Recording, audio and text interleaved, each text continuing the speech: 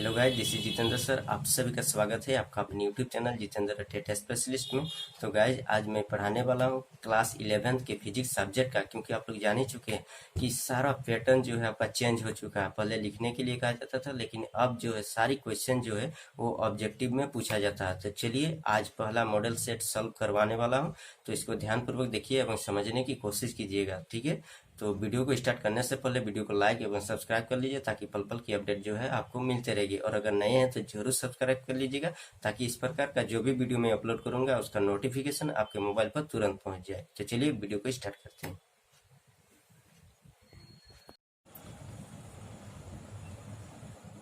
यहाँ पे देख सकते हैं आप लोग, लिखा हुआ फिजिक्स क्लास 11। उसके बाद आपका फुल मार्क्स कितना है, 40 है। प्रत्येक क्वेश्चन पर आपका 1 मार्क्स दिया गया है। यानी कि मैंने पहले भी बता चुका हूँ कि जो 11th का जो है सभी सब्जेक्ट का पैटर्न आपका चेंज हो चुका है। मतलब हर सब्जेक्ट में अब ऑब्जेक्टिव पूछा जा रहा है, मतलब लिखने का कोई सवाल ही नहीं पैदा होता है। तो चलिए हम लोग स्टार्ट करते हैं प्रत्येक क्वेश्चन को सॉल्व करने का। देखिए सबसे पहले यहाँ पे लिखा हुआ ऑल क्वेश्चन आर कंपलसरी, यानी कि सभी क्वेश्चन कंपलसरी है। ईच क्वेश्चन कैरीज 1 मार्क्स, मतलब प्रत्येक क्वेश्चन जो है 1 मार्क्स का है। तो सबसे पहला क्वेश्चन है आपका, देखिए इंग्लिश और हिंदी दोनों में दिया हुआ है, ठीक है। तो मैं हिंदी को बताने की कोशिश कर रहा हूँ। अगर कोई इंग्लिश मीडियम से है तो इंग्लिश को समझने की कोशिश करेगा, ठीक है। इलेक्ट्रोमैग्नेटिक फोर्स इज, देखिए ऑप्शन 1 में अट्रैक्टिव इन नेचर, बी में है repulsive in nature, attractive as well as repulsive in nature, और डी में है नॉन ऑफ दिस। देखिए हिंदी में दिया हुआ विद्युत चुंबकीय बल है, यानी कि विद्युत चुंबकीय बल क्या है। ऑप्शन 1 में दिया हुआ आकर्षण प्रकार का, ऑप्शन बी में है प्रतिकर्षण प्रकार का, और ऑप्शन सी में है आकर्षण और प्रतिकर्षण दोनों प्रकार का, और ऑप्शन डी में है इनमें से कोई नहीं। तो इसका आंसर बताइए क्या होगा। तो इसका आंसर जो है होगा आपका सी होगा, क्योंकि विद्युत चुंबकीय बल वह बल है जिसमें आकर्षण व प्रतिकर्षण दोनों प्रकार का होता है। यानी कि नॉर्थ और साउथ पोल आप लोग जान ही चुके होंगे, अगर पढ़ाई कर रहे हैं या फिर किए होंगे तो नॉर्थ पोल और साउथ पोल होता है आपका इलेक्ट्रोमैग्नेटिक फोर्स में। जहाँ पे नॉर्थ अगर कीजिएगा तो वहाँ पे रिपल्सिव होता है, और नॉर्थ और साउथ कीजिएगा तो अट्रैक्टिव होता है। साथ ही साथ साउथ कीजिएगा तो आपका रिपल्सिव होता है, यानी कि प्रतिकर्षण होता है, वहाँ से दूर हट जाता है, ठीक है। तो यहाँ पे क्या होगा, दोनों प्रकार का होगा। चलिए क्वेश्चन नंबर 2 की ओर आगे बढ़ते हैं। 1 फर्मी इक्वल टू कितना होता है। ऑप्शन ए में दिया हुआ आपका 10 के पावर -15 मिलीमीटर, उसके बाद बी में दिया 10 के पावर -15 सेंटीमीटर, सी में दिया हुआ आपका 10 के पावर -14 मीटर, उसके बाद डी में दिया हुआ 10 के पावर -15 मीटर। तो इसका सही आंसर होगा 1 फर्मी इक्वल टू होता है 10 के पावर -15 मीटर, ठीक है। यहाँ तक समझ गए होंगे। चलिए आगे बढ़ते हैं। उसके बाद दिया हुआ पार्सेक मात्रक है। क्वेश्चन नंबर 3 में देखिए, ऑप्शन ए में दिया समय, बी में दिया दूरी, सी में दिया है आवृत्ति, और डी में दिया है चाल का। यानी कि पार्सेक जो है किसका मात्रक है, तो पार्सेक जो होता है सबसे डिस्टेंस का सबसे जो होता है बड़ी एसआई यूनिट होता है डिस्टेंस का, यानी कि दूरी का। तो इसका सही आंसर होगा दूरी, ठीक है। अब चलिए नेक्स्ट आगे की ओर बढ़ते हैं। क्वेश्चन नंबर 4 में देखिए 1 AMU, जिसको हिंदी में बोलते हैं एक परमाणु द्रव्यमान मात्रक इक्वल टू कितना होता है। देखिए ऑप्शन ए में दिया 1.66 इंटू 10 के -24 kg, बी में दिया 1.66 इंटू 10 के पावर -27 kg, उसके बाद 1.66 इंटू 10 के पावर -25 kg, उसके बाद डी में दिया 1.66 इंटू 10 के पावर -30 kg। तो इसका सही आंसर होता है क्या, 1 AMU इक्वल टू होता है 1.66 इंटू 10 के पावर -27 kg, या फिर आपका लिखा हुआ हो सकता है 1.67 इंटू 10 के पावर -27 kg। ऑप्शन बी इसका राइट आंसर है। चलिए क्वेश्चन नंबर 5 की ओर आगे बढ़ते हैं। इसमें दिया हुआ कि दाब का जो बीमीय सूत्र क्या होता है, ठीक है।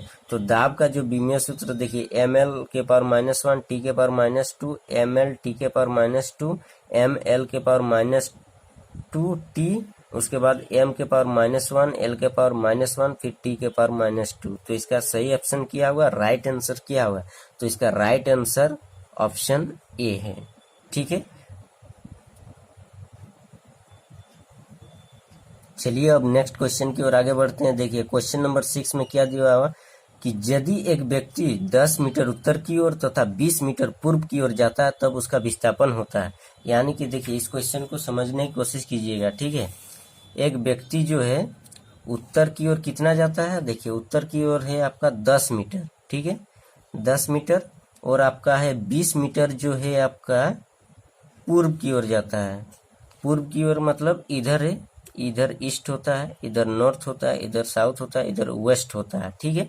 यानी कि इधर इतना और इधर 20 मीटर है, ठीक है, 20 मीटर पूर्व। तब उसका विस्थापन किया होगा। यानी कि विस्थापन, देखिए विस्थापन मतलब होता है डिस्प्लेसमेंट, ठीक है, डिस्प्लेसमेंट। यानी कि डिस्प्लेसमेंट का क्या होता है इसका डिफिनेशन, यानी कि वस्तु द्वारा दो बिंदुओं के बीच न्यूनतम दूरी को, यानी कि लीस्ट डिस्टेंस को, दो बिंदुओं के बीच अगर कोई बिंदु यहाँ से चलते चलते यहाँ तक पहुँचती है, फिर यहाँ से चलते चलते यहाँ तक, यानी कि यहाँ से होते हुए यहाँ तक पहुंची, लेकिन दोनों के बीच जो लीस्ट डिस्टेंस यानी कि न्यूनतम दूरी कितना हो, तो यहाँ से इसको मिला दीजिए, तो ये जो दूरी हुआ आपका, इसी को विस्थापन कहते हैं। यानी कि यहाँ से लेकर यहाँ तक जो चली गई है किसी वस्तु के द्वारा, उसको हम लोग डिस्प्लेसमेंट नहीं कहते, उसको हम लोग दूरी कहते हैं, ठीक है।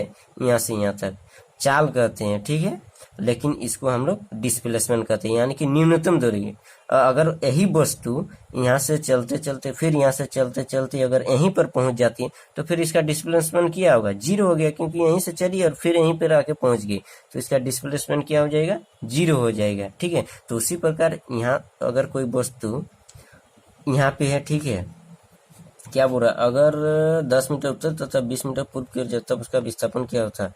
एक व्यक्ति जो है इधर जाता है 10 मीटर और इधर जाता है 20 मीटर, तो इसका जो है क्या हुआ, इसका जो डिस्टेंस मतलब डिस्प्लेसमेंट क्या हुआ, तो डिस्प्लेसमेंट ये दोनों को मिला दो, ठीक है।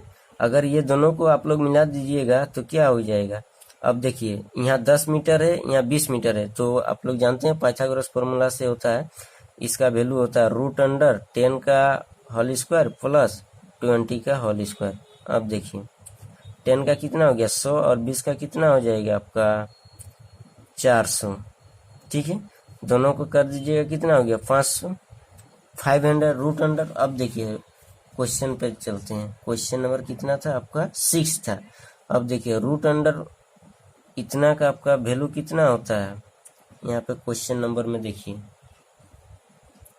अब देखिए √500 का वैल्यू होता है आपका 22.5 मीटर, यानी कि ऑप्शन नंबर ए आपका सही हो गया, ठीक है।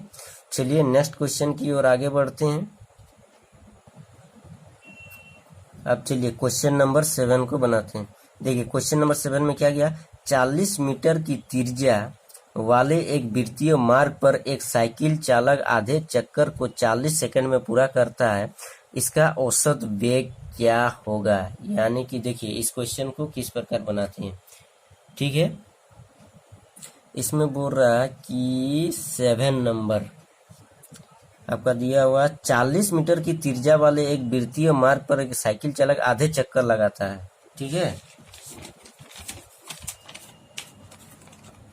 यहाँ पे देखिए 40 मीटर कोई वृत्त है, इसका त्रिज्या आपका कितना है 40 मीटर है त्रिज्या, लेकिन क्या बोल रहा है कि वृत्तीय मार्ग पर एक साइकिल चालक आधे चक्कर को 40 सेकंड में पूरा कर लेता है। यानी कि आधे चक्कर, मान लीजिए यहाँ से स्टार्ट करता है, यहाँ से स्टार्ट करते करते करते करते यहाँ पर पहुँचता है और पूरा हो गया कितना 40, इधर त्रिज्या 40 है तो आपका व्यास कितना हो जाएगा, यानी कि डायमीटर 40 + 40 = 80, यानी कि यहाँ से यहाँ तक का वैल्यू हो गया आपका 80, ठीक है 80। अब व्यक्ति जो यहाँ से स्टार्ट करता है और यहाँ तक पहुँचता है, ठीक है, लेकिन उसको टाइम कितना लगा 40 सेकंड लगा, ठीक है। लेकिन क्या बोल रहा है इसका औसत वेग क्या होता है, तो ठीक है औसत वेग क्या होता है कि देखिए औसत वेग क्या होता है, औसत वेग, ठीक है, औसत वेग होता है displacement by time, displacement by time होता है, ठीक है। अब देखिए डिस्प्लेसमेंट कितना है, यानी कि यहाँ से यहाँ तक गया तो ये कितना दूरी तय किया, तो दूरी कितना किया, देखिए यहाँ से यहाँ तक गया तो जो लीस्ट डिस्टेंस होता है, तो ये बिंदु और इस बिंदु को मिलाने से देखिए डिस्टेंस कितना हो गया, ये 40 और ये 40, 80 हो गया। ठीक है, 80 बटा टाइम कितना दिया, 40 सेकेंड है, तो कट गया तो कितना बचा, 2 मीटर पर सेकेंड, यानी कि आपका आंसर हो जाएगा कितना, देखिए ऑप्शन नंबर सी। ठीक है, चलिए आगे बढ़ते हैं क्वेश्चन नंबर 8 की ओर। देखिए क्वेश्चन नंबर 8 में क्या कहा गया, किसी कण की चाल के समीकरण को x equal to a t plus b t square के द्वारा बताया गया, जहां a इक्वल टू इतना है, b इक्वल टू इतना है, इसका तात्क्षणिक वेग t इक्वल टू 3 सेकंड पर होगा। तो इसका सही आंसर होगा ऑप्शन ए। ठीक है, इसको बनाने की कोशिश कीजिएगा घर पे, अगर नहीं बनेगा तो मैं इसका दोबारा वीडियो फिर से इसका सॉल्विंग डाल दूंगा। ठीक है, चलिए, और अगर इसका पीडीएफ चाहिए इस मॉडल सेट का तो नीचे डिस्क्रिप्शन बॉक्स में दिया हुआ है, वहां से आप लोग डाउनलोड कर सकते हैं। चलिए क्वेश्चन नंबर 9 को बनाते हैं। त्वरण समय ग्राफ के अंतर्गत क्षेत्र दर्शाता है। ऑप्शन ए आरंभिक वेग, ऑप्शन बी अंतिम वेग, ऑप्शन सी वेग परिवर्तन, ऑप्शन डी तय की गई दूरी। देखिए त्वरण क्या होता है, वेग में परिवर्तन की दर को त्वरण करते हैं। ठीक है, तो त्वरण समय जो ग्राफ होगा इस प्रकार का आपका जो होगा, इधर त्वरण होगा और इधर समय होगा। ठीक है, इधर त्वरण होगा, इधर समय होगा, तो त्वरण और समय, तो त्वरण और समय जो भी ग्राफ आपका निकलेगा, ठीक है, जो भी ग्राफ निकलेगा तो उसका जो होगा आपका अंतिम क्या बोल रहा, ग्राफ के अंतर्गत क्षेत्र दर्शाता, जो क्षेत्र दर्शाता वो क्या होगा, वेग में परिवर्तन की दर को ही त्वरण करते हैं, यानी कि वहां वेग का परिवर्तन आपको दर्शा जाएगा। Option number c. चलिए क्वेश्चन नंबर 2 को करते हैं। देखिए क्वेश्चन नंबर 2 में क्या कहा गया, एक वाहन किसी एल दूरी के आधे भाग को v1 से तथा अन्य आधे भाग को v2 चाल के द्वारा के साथ तय करता, तब इसकी औसत चाल होगी। ठीक है, a vehicle travels half the distance l with speed v1 and the other half with speed v2, then its average speed is, option में है तेरा आपका v1 plus v2 by 2, option B में है 2v1 plus v2 by v1 plus v2, option c में है 2 into v1 into v2 by v1 plus v2, L into v1 plus v2 by v1 into v2। तो इसका सही answer क्या होगा आप लोग बताइए। तो इसका सही आंसर होगा ऑप्शन नंबर सी। ठीक है, क्योंकि एवरेज वेलोसिटी आप लोग पढ़ चुके हैं कि जब कोई वाहन जो है किसी दूरी को दो बराबर में जब उसको तय करता तो उसका औसत चाल होता 2 इंटू v1 इंटू v2 बटा v1 प्लस v2, जो आप क्लास 9 में भी आप लोग पढ़ चुके होंगे। ठीक है, चलिए क्वेश्चन नंबर 11 को बनाते हैं। दो कारें ए एवं बी 60 किलोमीटर पर आवर एवं 45 किलोमीटर पर आवर के वेगों से चल रही है। बी के सापेक्ष ए का आपेक्षिक वेग क्या है, यानी कि ठीक है, दो गाड़ी चल रही है, मान लीजिए ये गाड़ी है, एगो ए है और दूसरी गाड़ी है आपका बी है। ठीक है, तो एगो जा रही है आपका कितना 60 किलोमीटर पर आवर और एगो है आपका 45 किलोमीटर पर आवर। ठीक है, 45 किलोमीटर पर आवर। तो बी के सापेक्ष ए का अपेक्षिक वेग क्या होगा, तो इसका जो रिलेटिव वेलोसिटी होता है, देखिए यहाँ पे आपका दिया हुआ है, what is the relative velocity of car a with respect to b. ठीक है, बी के रेस्पेक्ट में ए का कितना वेलोसिटी हो सकता है, तो इसका जो रिलेटिव वेलोसिटी होता है डायरेक्ट इसको 60 माइनस 45 कर दीजिए, कितना आ जाएगा 51, यानी 50 किलोमीटर पर आवर होगा। ठीक है,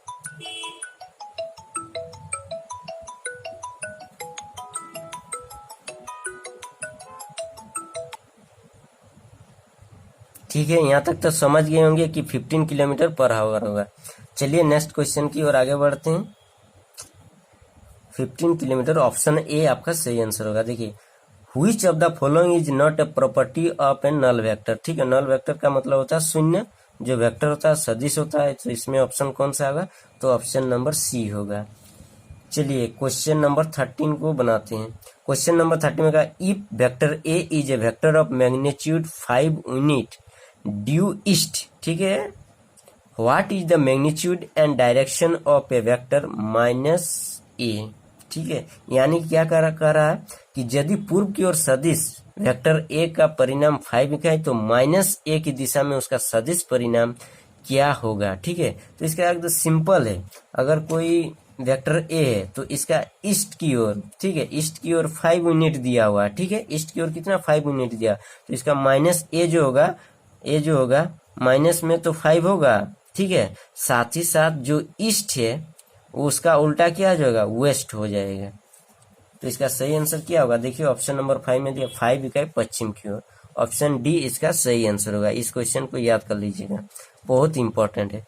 चलिए नेक्स्ट क्वेश्चन की ओर आगे बढ़ते हैं। देखिए क्वेश्चन नंबर 14 में क्या कहा गया, प्रक्षेप के उड्डयन काल टीएफ एवं अधिकतम ऊंचाई तक पहुंचने के काल टीएम के बीच संबंध है। तो इसका सही आंसर क्या होगा, TF equal to 2 TM, B equal to TF equal to TM, या फिर C equal to TF equal to TM/2 equal, या फिर D option TF equal to √2 TM। तो इसका सही आंसर क्या होगा, ऑप्शन है, क्योंकि हम लोग कक्षा 9 में पढ़ चुके हैं। ठीक है, कि जो होता है जो आपका TF इक्वल टू 2 TM होता है। ठीक है, अब चलिए क्वेश्चन नंबर 15 को बनाते हैं। इसमें कहा गया कि 12 सेंटीमीटर त्रिज्या वाला किसी वृत्ताकार पथ में घूम रहा एक कीड़ा समान रूप से गति करता है तथा 100 सेकेंड में 7 चक्कर पूरे करता है। कीड़े की रेखीय गति क्या होगी। 12 सेंटीमीटर त्रिज्या दिया हुआ उस वृत्त का, साथ ही साथ आपका 100 सेकेंड में वो 7 चक्कर पूरे करता है। चलिए इसको बनाते हैं। देखिए इसको किस प्रकार बनाना है, कोई वृत्ताकार है उसमें कीड़ा जो है 7 चक्कर लगाती है, 7 चक्कर। उसके बाद साथ ही साथ आपका त्रिज्या कितना दिया हुआ है, त्रिज्या आपका दिया हुआ 12 सेंटीमीटर, 12 सेंटीमीटर। ठीक है, उसके बाद आपका दिया हुआ सेकेंड और 7 चक्कर हो गया। उसके बाद 7 चक्कर कितना में, 100 सेकेंड में। ठीक है, यहाँ तक समझ गए। अब देखिए, तो आपको सबसे पहले निकालना है इस पूरे चक्कर का जो है कितना मीटर है। तो हम लोग जानते हैं कि जो परिधि होता है कितना होता है, 2πr होता है। अब देखिए इसमें बेटा है 2 × 22/7 × r का वैल्यू कितना दिया हुआ, 12। ठीक है, ये आपका क्या निकल गया, ये आपका पूरा परिधि निकल गया। ठीक है, परिधि। ठीक है, यहाँ तक समझ गए। अब क्या करना, अब ये जो परिधि एक चक्कर का मान इतना है, एक चक्कर का मान है। अगर 7 चक्कर लगाती है तो 7 चक्कर × 7 से गुना कर दिए तो आपका होगा 7 चक्कर का मान हो जाएगा आपका × 7। एक चक्कर का इतना है तो 7 चक्कर का इतना हो जाएगा। तो 7 चक्कर का आपका हो गया कितना, कि एक चक्कर का इतना और 7 चक्कर का इतना हो गया। अब देखिए अब क्या करना है कि ये तो आपका पूरा डिस्टेंस निकल गया, लेकिन आपको निकालने क्या बोल रहा है, देखिए निकालने आपको बोल रहा है कि रेखीय गति क्या होगी कीड़े की। तो रेखीय गति होती है आपका इतना, 100 से डिवाइड कर दीजिए। देखिए सबसे पहले 7 और 7 कट गया, अब 50 हो गया। उसके बाद 2 × 6 = 12, उसके बाद 25, फिर कटेगा कुछ 5 नहीं कट रहा। अब देखिए गुना कर दीजिए, 2 × 6 = 12 और एक होगा आपका 13। ठीक है, अब देखिए कितना हो गया, 132 आपका 25 हो गया। ठीक है, अब क्या करना है, इससे इसको जब डिवाइड देते हैं तो आपका आ जाता है कितना, 5.2222 इस तरह आता है। ठीक है, तो इसको आप 5.3 कर सकते हैं लगभग में। तो देख सकते हैं यहाँ पे इसका सही आंसर कितना है, 5.3। ऑप्शन नंबर बी इसका सही आंसर होगा। चलिए क्वेश्चन नंबर 16, 1 किलोग्राम द्रव्यमान का एक पत्थर एक ट्रेन के फर्श पर 1 मीटर/सेकंड² के त्वरण के साथ गिर रहा। पत्थर का कार्यशील कुल बल होगा। ठीक है, तो कुल बल F बराबर क्या होता है, F बराबर होता है m में। तो m का वैल्यू कितना है, 1 किलोग्राम, और a का मतलब होता है एक्सेलरेशन होता है। तो एक्सेलरेशन जो होता है कितना, 1 मीटर/सेकंड² × 1 इक्वल टू कितना आ गया, 1। तो इसका सही आंसर हो जाएगा ऑप्शन नंबर बी। ठीक है, चलिए नेक्स्ट क्वेश्चन की ओर आगे बढ़ते हैं। Question number 17। क्वेश्चन नंबर 17 में क्या कह रहा है कि साइकिल सवार मुड़ते हुए झुक जाता है। तो ऑप्शन ए में जो घर्षण कम करने के लिए, आवश्यक अभिकेंद्री बल को उत्पन्न करने के लिए, ऑप्शन सी सतह भार को कम करने के लिए, या फिर चाल कम करने के लिए। तो इसका सही आंसर होता है कि अगर कोई साइकिल मुड़ता है तो सोच लीजिए कि वहां पे अभिकेंद्र बल कार्य कर रहा है। तो जिस ऑप्शन में अभिकेंद्र होगा तो वहां पे उसका सही आंसर होगा ऑप्शन नंबर बी सही आंसर।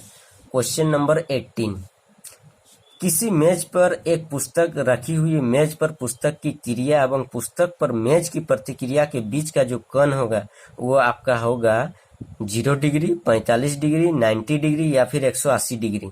तो इसका सही आंसर होगा क्या, बताइए। तो इसका सही आंसर होगा आपका ऑप्शन नंबर डी, 180 डिग्री। ठीक है, घर में इसका प्रैक्टिस जरूर कीजिएगा। अब देखिए, बल एवं विस्थापन का गुणनफल कहलाता है, क्वेश्चन नंबर 19। तो इसका बल एवं विस्थापन का गुणनफल क्या कहलाता है, देखिए बल F into s equal to W, यानी कि कार्य, W वाला कार्य होता है। तो इसका सही आंसर होगा ऑप्शन ए। चलिए क्वेश्चन नंबर 20 को बना,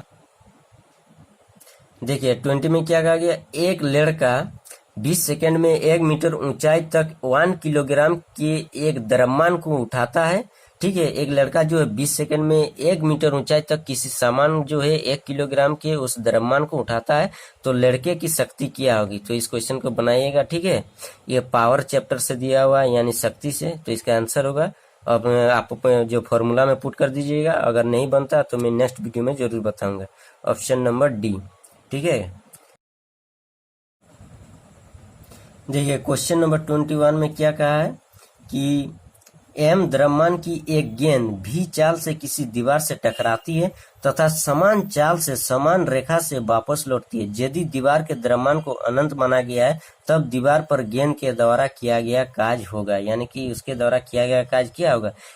तो उसके द्वारा जो किया गया कार्य होगा आपका, जाती है फिर वापस लौटती है, यानी कि जो एस है, डिस्टेंस है, वो जितना जाती है उतना वापस आ जाती है, यानी कि 0 हो गया तो 0 हो गया, तो पूरा 0 हो गया, यानी कि इसका आंसर होगा बी।